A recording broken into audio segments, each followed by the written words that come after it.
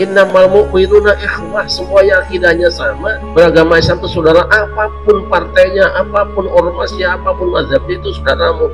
Kalau terjadi konflik hanya satu bolehmu, fa'aslihu baina akhwaikum. Kamu bareng-bareng mencari bagaimana cara rukunnya kembali. Dewan Masjid, MUI, Kementerian Agama bisa membuat batasan-batasan orang yang boleh berbicara supaya tidak banyak yang malpraktek gitu. Malpraktek itu yang banyak makan korban.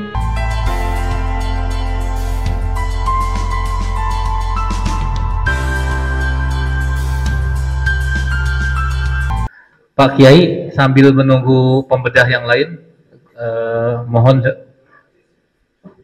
memberikan pengantar buku ini.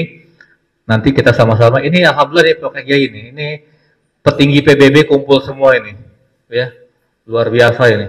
Nanti kita juga sambil menunggu narasumber lain, kepada Kiai Syarif Rahmat, penulis buku Jalan Kedamaian, yang mempunyai misi menjadikan Islam ini benar-benar damai untuk semua.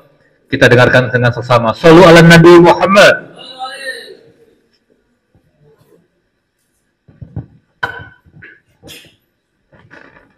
Assalamualaikum warahmatullahi wabarakatuh.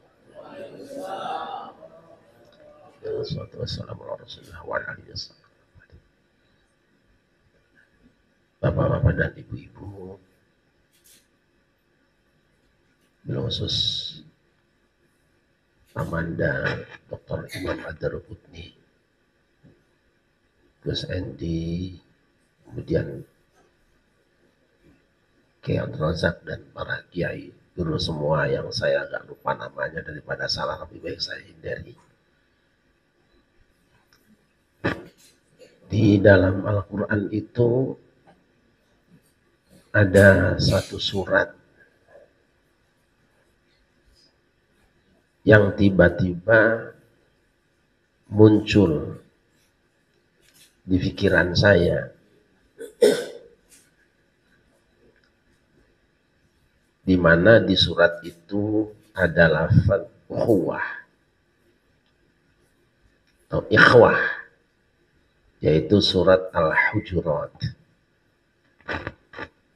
Lalu saya takrir surat itu, saya ulang-ulang dalam hafalan saya. Lalu saya melihat sesuatu.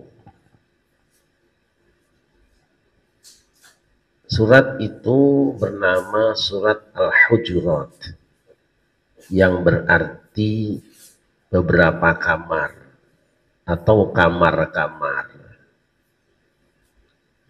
Dia dimulai dengan ya ayyuhalladzina amanu la tuqaddimu baina yadayillahi wa rasulihi wattaqullaha innallaha sami'un alim. Hai orang-orang yang beriman, dan seterusnya. Nah, di surat itulah nanti ada ayat innamal mu'minuna ikhwah. Orang-orang beriman itu hanyalah bersaudara, yang biasa kita terjemahkan sesungguhnya, padahal innama. Kalau terjemah aslinya, orang-orang beriman itu hanyalah bersaudara, bukan innal mu'minina. Lalu saya menyimpulkan, kalau begitu berarti Allah sedang menggambarkan pada kita dan mengabarkan bahwa nanti sepeninggal kekasihku Muhammad, orang-orang yang beriman itu bagaikan satu rumah banyak kamar. Jadi rumah itu bunyal Islam ala khomsin, itu kan bangunan binaun, bangunan rumah, tetapi isinya banyak kamar. Faktanya dalam bidang akidah, misalnya usuluddin, kita menemukan ada di sana Murji'ah, Syiah, Qadariyah, Jabariyah, Mu'tazilah, Asy'ariyah, Maturidiyah.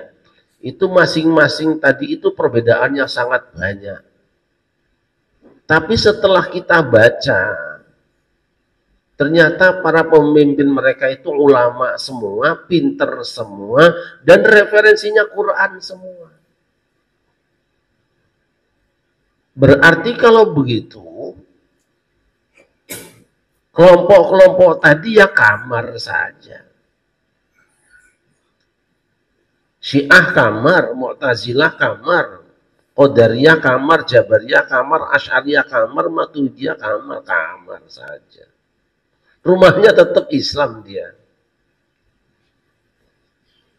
Begitu juga ketika kita baca fikih, dalam bidang fikih itu ada dua madhab besar, yaitu Ahlus Sunnah dan Syiah. Ahlus Sunnah itu ada 4 yang terkenal ya. Maliki, Hanafi, Syafi'i, Hambali. Nah, antara madhab yang 4 ini perbedaannya sangat banyak sekali, menghabiskan jutaan lembar. Dan sudah hampir memutuskan urat leher kita. Tapi setelah saya baca, saya pelajari, saya renungkan.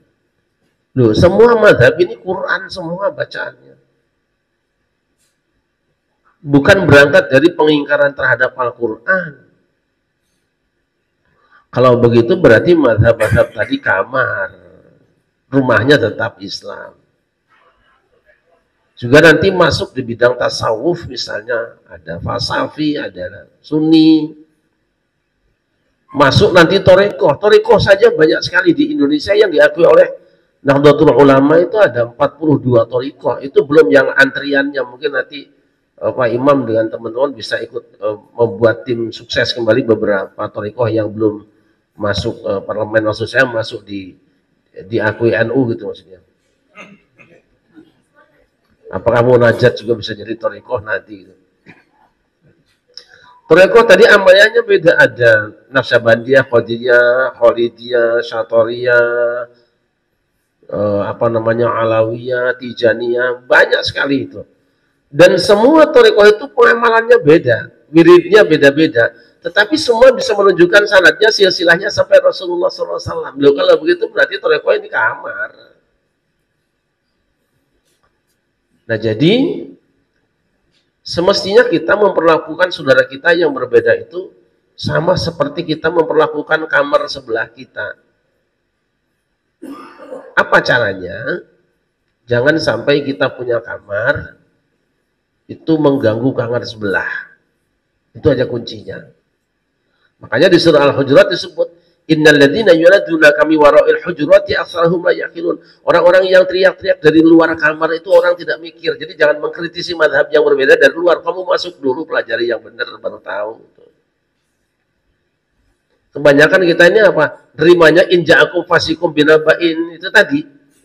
Banyak orang yang membawa kabar tentang saudaramu, yang membawa kabar itu orang fasik yang tidak tahu apa-apa. Nah, termasuk di sini nanti masalah pilpres, misalnya partai politik misalnya, itu kamar semuanya, tidak boleh kita anggap orang lain. Selama ini kita menganggap orang yang berbeda dengan kita itu sebagai musuh, sebagai lawan kita, bahkan sebagai bukan muslim. Gara-gara berbeda, berarti dia tidak pernah membaca surat Al-Hujurat. Maka semangat ini harus kita ambil apa? Innamal mu'minuna ikhwah, semua yang akidahnya sama. Beragama Islam itu saudara, apapun partainya, apapun ormasnya, apapun mazhabnya itu saudaramu. Kalau terjadi konflik hanya satu bolehmu, fa aslihu baina akhwaikum. Kamu bareng-bareng mencari bagaimana cara rukunnya kembali. Saya pernah nginep di rumah Pak D saya, Kiai Haji A.R. Fahrudin. Itu Pak D sebetulnya saya itu. Kemarin diingatkan sama Kiai Mukti, karena putranya Pak R. Fahrudin itu, Pak Kiai Sukrianto, pas melihat saya tayang di TV One bareng dengan Kiai Moti, di WA dari sana, di forward ke saya. Ada yang pertama begini, Kiai Moti coba tanya, Kiai Syarif punya saudara di Blawong nggak namanya Pak Jumali? Terus saya tanya, ini dari siapa Kiai Moti? Dari Kiai A.R. Fahrudin, Sukrianto A.R. Fahrudin. Lah saya ingat itu. Pak Jumal itu kakak sepupu saya. Ya, saya satu hari tahun 82 masih SMA waktu itu, saya jalan kaki dari Purworejo sampai Jogja. Yang saya cari itu kuburan sama kiai-kiai yang pinter-pinter itu. Saya cariin. Akhirnya ngineplah di Jalan Cik di Tiro 19A. Ternyata beliau pimpinan pusat Muhammadiyah, Kiai Arif Farudin. Baru belakangan tahu kalau dia panggilannya saya Pak D ke beliau itu. Saya tidak tahu waktu itu. Nginep 2 malam, pas sholat subuh kami berjamaah dengan mahasiswa UII dan UGM, karena di kediaman beliau kiai besar itu rumahnya silakan dihuni sama anak-anak mahasiswa. Masya Allah. Pas sholat subuh beliau imam tanya dulu ke saya, kamu kunut gak? Anak SMA loh, SMA kelas 2, aliyah kelas 2. Saya nderek saja sama panjenengan, enggak, kamu biasanya kunut apa tidak? Biasanya sih kunut, ya udah. Begitu rakaat kedua, sami Allahu liman hamidah, beliau berdiri lama sekali sampai kami berdua selesai kunut, beliau belum sujud. Kalau ini bisa dilakukan oleh yang lain, jadi penghargaan kepada saudaranya yang berbeda, hatta anak kecil dilakukan, mungkin damai Indonesia ini. Nah, yang menyebabkan Yahudi menganggap ahli bid'ah kepada Nasrani, dan yang menganggap Nasrani menganggap ahli bid'ah kepada Yahudi, lihat ayatnya. Maqalatil yahudu wa laysatin nasara 'ala syai', maqalatin nasara laysatil yahudu 'ala syai', wa hum yatluna al-kitab, kadzalika qala alladziina la ya'lamuna bisaqlihim, fallahu yahkumu bainahum yawmal qiyamati fima kanu fi yakhtalifun. Orang Yahudi berkata, orang Nasrani itu sesat, tidak berada di jalan yang benar. Dan orang Nasrani, waqalatin nasara laysatil yahudu 'ala syai', dan orang-orang Nasrani mengatakan orang Yahudi itu sesat, tidak berada di jalan yang benar. Wa hum yatluna al-kitab, padahal mereka membaca kitab yang sama. Kenapa? Kadzalika qala alladziina la ya'lamuna bisaqlihim. Begitulah kalau orang-orang yang tidak punya ilmu ikut bicara, ucapannya akan seperti mereka. Keresahan, keretakan, keributan anak-anak bangsa ini selama ini tidak lepas dari ini. Adanya orang-orang yang la ya'lamun, tidak punya ilmu, ikut campur. Yang bikin ribut dan makan korban di Kanjuruhan Malang karena penonton turun lapangan. Banyaknya penonton di antara kita, orang-orang yang tidak berilmu ikut bicara agama, ribut negeri ini. Nah makanya saya mencoba berusaha. Sebetulnya buku itu karena saya berdasarkan hafalan saja waktu itu nulisnya, seingat-ingat saja, jadi kurang sistematis barangkali ya.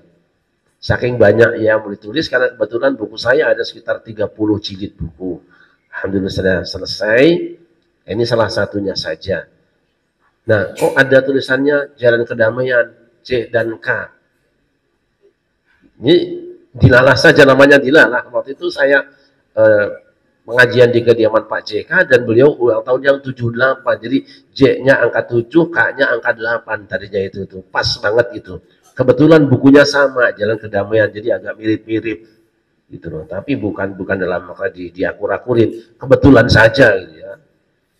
Baik, saya kira itu angan-angan saya bahwa ke depan Dewan Masjid, MUI, Kementerian Agama bisa membuat batasan-batasan orang yang boleh berbicara supaya tidak banyak yang malpraktek gitu. Malpraktek itu yang banyak makan korban. Mohon maaf, hari ini PBB berkenan menyediakan ruangan untuk kita semua. Mudah-mudahan menjadi keberkahan. Berkahan baik bagi PBB khususnya, juga buat kita semua. Terima kasih. Assalamualaikum warahmatullahi wabarakatuh.